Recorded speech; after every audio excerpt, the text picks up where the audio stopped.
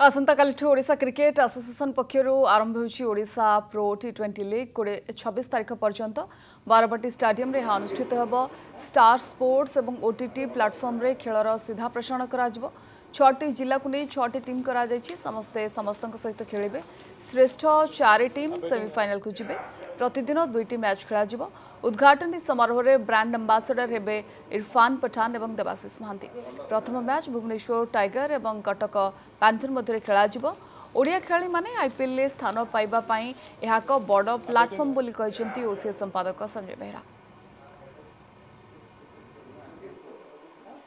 तो यहाँ बहुत दिन व्यवधान ने जानते आप ओपीएल होता फ्रांचाइजी मोड रे तापर ओसीएल आम करूँ प्रत्येक वर्ष टीसीएम सहित बट यहाँ फ्रांचाइजी मोड रे पुणी फास्ट टाइम पुणी आरंभ करूँ।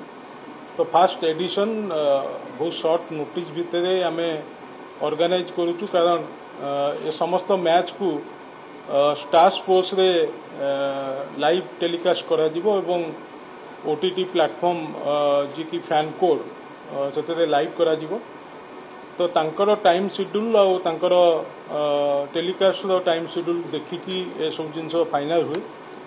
तो आधे सर्वमोट 6टी दल भाग नौचंदी एवं समस्ते समस्त सहित खेलिबे और बेस्ट 4 टीम सेमीफाइनल खेलिबे एवं फाइनल 26 तारिख अनुष्ठित हेबो।